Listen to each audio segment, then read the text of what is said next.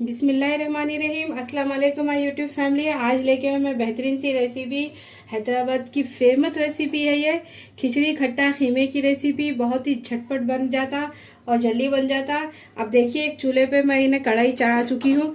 अब चूल्हा ऑन कर लीजिए। अब अच्छी तरह से इसमें मैं थोड़ा सा घी थोड़ा सा और ऑयल डाल चुकी हूँ। अब देखिए इसमें, और मैं ये हरी मिर्ची का बना रही हूँ, हरा खीमा बना रही हूँ।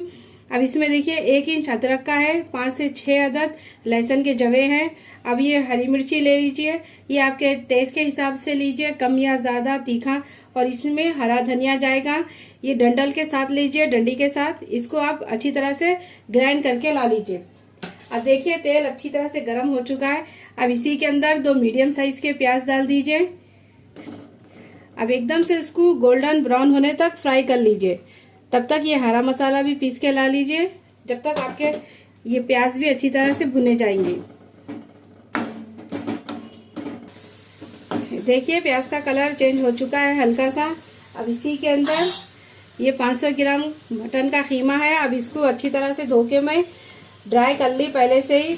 अब ये सारा खीमा इसी के अंदर डाल के अच्छी तरह से भुनाई कर दीजिए इसकी। ये अच्छी तरह से भुनना चाहिए, खीमे का कलर एकदम से चेंज होना चाहिए, तब तक इसको भून लीजिए। मैं सिंपल और ज़्यादा मसाले कुछ भी नहीं डाल रही है। सिंपल हरी मिर्ची का आलू खीमा है ये, आपको बहुत पसंद आएगा, एक बार ज़रूर ट्राई कीजिए। अब इसको अच्छी तरह से 1-2 सेकंड के लिए भून लीजिए। ये अच्छी तरह से भून चुका है देखिए। अब इसी में आधी चम्मच हल्दी पाउडर डाल दीजिए और आधा चम्मच गरम मसाला पाउडर डाल दीजिए। और साथ ही में ये जो हरा मसाला पीस के रेडी कर चुके, अब ये सारा डाल दीजिए। और थोड़ा सा पानी डाल के इसको खंगाल के भी डालिए जार को। अब इसको अच्छी तरह से खीमा गलने तक इसको पका लीजिए।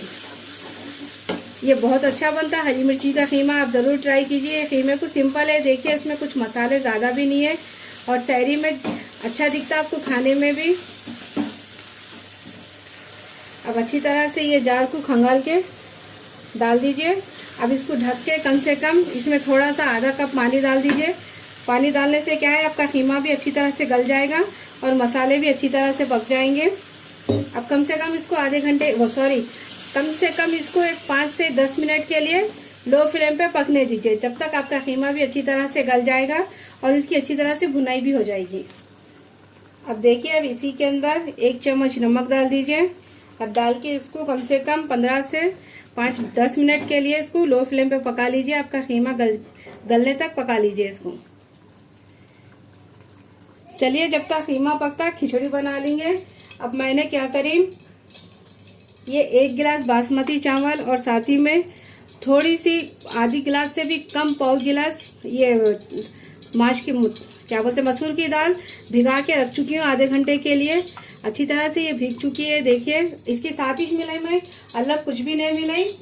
अब तेल को अच्छी तरह से गर्म कर लीजिए। अब इसी में कुछ खड़े मसाले जाएंगे। 1 बड़ी इलायची डाल दीजिए, दालचीनी के 2 से 3 टुकड़े डाल दीजिए, 2 से 3 लौंग डाल दीजिए। ज़्यादा इसमें मसाले नहीं डालूंगी मैं, सिर्फ सिंपल इतना ही डालूंगी। और 2 से 3 अदद हरी इलायची डाल दीजिए इसके अंदर। अब इसी के अंदर आधा चम्मच शाजीरा डाल दीजिए। अगर ये आपके पास नहीं है तो कोई बात नहीं, वाइट ज़ीरा भी डाल सकते हैं आप। अब इसको अच्छी तरह से गरम कर लीजिए इसको।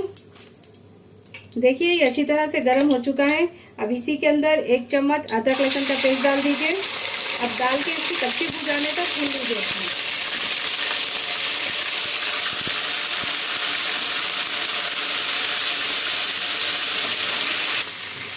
अब ये अच्छी तरह से भून चुका है। मैं ज़्यादा इसमें कुछ भी मसाले नहीं डाली और ना इसमें मैं प्याज डाली, बस हल्का सा इसको इस तरह से मैं तड़का लगाई। क्योंकि प्याज मैं ज़्यादा इसलिए नहीं डाली कि बाद में शहर में बहुत ही इसके डकारे आएंगे आपको ये बघारे खाने के, इसलिए बोल के इसमें कमी रखी मैं।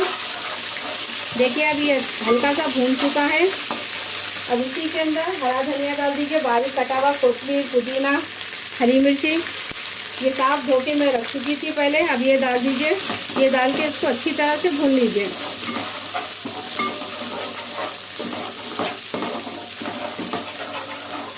अब देखिए ये अच्छी तरह से भून चुका है। अब लो फ्लेम कर दीजिए। अब इसी में थोड़ी सी हल्दी डाल दीजिए, फिर 1 चम्मच नमक डाल दीजिए। अब अच्छी तरह से इसको पका लीजिए।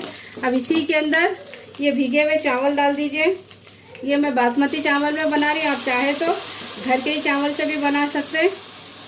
अब इसको अच्छी तरह से भून लीजिए, इन चीज़ों को 1-2-3 सेकेंड के लिए भून लीजिए। इस तरह से करने से आपके चावल बहुत ही अच्छे बनेंगे और मज़े के बनेंगे। अब फ्लेम कर दीजिए हाई। अब हाई फ्लेम पे 2-3 मिनट के लिए पका लीजिए। अब ये अच्छी तरह से पक चुका है।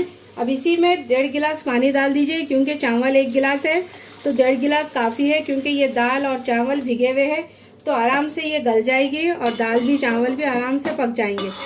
अब इसको ढक के कम से कम जब तक ये पानी सूखना चाहिए तब तक पका लीजिए इसको। चलिए, जब तक खिचड़ी बनती खट्टा बना लेंगे। फली है ये 2 टीस्पून और 1 टीस्पून तिल है, और इसमें थोड़ी सी मैं इमली डाली हूँ और थोड़े से हरी मिर्चियाँ हैं, थोड़ा सा हरा धनिया है, और इसमें 1 चम्मच नमक डालेंगे। और चाहे तो आप इसमें अगर इमली नहीं है तो आपके पास कोई बात नहीं।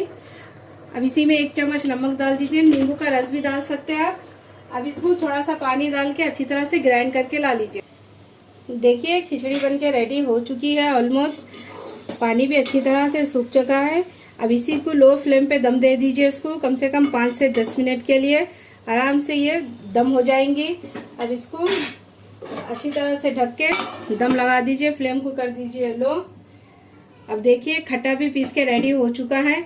अब इस पे तड़का लगाएंगे। अब देखिए, एक छोटे से फ्राई पैन में मैं तेल को गर्म होने रख चुकी हूँ। अब इसी में थोड़ी सी सरसों डालूंगी, आधे चम्मच से भी कम। अब इसी में थोड़ा सा जीरा डालूंगी, आधे चम्मच से ही कम। अब इसको हल्का सा भून लीजिए इसको। अब इसी के अंदर थोड़ा सा हींग का तड़का दूंगी मैं। हींग ज़रूर डालिए, ये भी बहुत अच्छा फ्लेवर आएगा। अब इसमें एक सूखी हुई लाल मिर्ची डाल दीजिए, इस तरह से तोड़ के। अब देखिए, ये अच्छी तरह से भून चुका है। अब चूल्हे को कर दीजिए बंद और ये तड़के को ठंडा कर लीजिए। देखिए, ये हल्का सा ठंडा हो चुका है। अब ये पिसा हुआ मसाला सब इसमें डाल दीजिए। ये रेडी हो चुका है। अब इसको कितना गाढ़ा रखना है ये आपकी मर्जी। असल में हैदराबाद में खट्टा ना इमली का खट्टा खाया जाता। अब ज़्यादातर तो लोग घर में ये तिल फली का भी बना रहे, कोई खोपरे का भी बनाते, लेकिन ये बराबर है। अब इसमें थोड़ा सा और पानी डाल के इसको अच्छी तरह से मिला लेके ये रेडी हो गया। अब इसी के ऊपर थोड़ी सी कच्ची प्याज भी डाल लीजिए, वो भी खाने में अच्छा दिखेगा। अब आधी कच्ची प्याज डाल रही हूँ मैं, बारीक कट करके स्लाइस में लीजिए। खट्टा तो रेडी हो चुका है। अब खीमे को देख लेंगे। कम से कम तकरीबन 10 से 12 मिनट हो चुके हैं खीमे को पकते हुए। ये अच्छी तरह से भून चुका है और देखिए इस पे तेल भी सेपरेट आ चुका है, तो तब समझ जाइए कि आपका खीमा परफेक्ट पक चुका है और गल चुका है। अब इसी में मैं एक बड़ा आलू डालूंगी, इस तरह से मोटा मोटा कट कर लीजिए, इस तरह से गोलाई में चिप की शक्ल में, ये जो जिस तरह से चिप्स तलते हैं ना उस तरह से। अब इसको क्या करिए, लो फ्लेम पे 5 मिनट के लिए रख दीजिए, आपके आलू भी अच्छी तरह से गल जाएंगे। अब इसको ढक के पकाइए लो फ्लेम पे। अब थोड़ा सा इसके ऊपर मैं नमक डालूंगी, क्योंकि थोड़ा सा नमक कम है इसमें, ये परफेक्ट हो जाएगा। अब इसको ढक के लो फ्लेम पे 5 मिनट के लिए पका लीजिए। देखिए ये अच्छी तरह से गल चुका है, खीमा भी अच्छी तरह से भून चुका है, आलू भी देखिए माशाल्लाह से अच्छी तरह से गल चुके हैं। देखिए ऐसा कर रहे तो टूट रहे ना, परफेक्ट गल गए। अब इसको मैं सर्व करके बताऊंगी। खिचड़ी भी रेडी हो चुकी है, खीमा भी रेडी हो चुका है, खट्टा भी रेडी हो चुका है। देखिए माशाल्लाह से खीमे का कलर भी देखिए कितना अच्छा ज़बरदस्त आया। चलिए अब इसको किस तरह से सर्व करते हैं वो बताऊंगी मैं आपको। लीजिए अल्हम्दुलिल्लाह खिचड़ी खट्टा खीमा रेडी हो चुकी है। गरम गरम सा सहरी में नोश फरमाइए, गरम गरम सी खिचड़ी खट्टा खीमा। और शहर में ये ज़रूर ट्राई कीजिए, आपको पसंद आएगी। सिंपल है, ज़्यादा मसाले नहीं है खीमे में भी, झटपट खीमा बन जाता है आपका। और मसाले में बहुत ही कम डाली, ज़्यादा खड़े मसाले भी नहीं है, सिर्फ गरम मसाला है, होममेड गरम मसाला है मेरा, खुद का बनाया। यूट्यूब पे देख सकते हैं आप जाके मेरी किस तरह से मैं बनाई। अगर ये रेसिपी आपको पसंद आई तो मेरी रेसिपी को कीजिए लाइक, मेरे चैनल को कीजिए सब्सक्राइब। कोई और भी रेसिपी सीखना है तो कमेंट बॉक्स में बताइए, इंशाल्लाह मैं ज़रूर आपको बनाना सिखाऊंगी और एक बेहतरीन सी रेसिपी लेके आऊंगी इंशाल्लाह ताला। आप ज़रूर बोलिए, मैं बनाना सिखाऊंगी। चलती हूँ, दुआओं में याद रखिए। अल्लाह हाफिज़।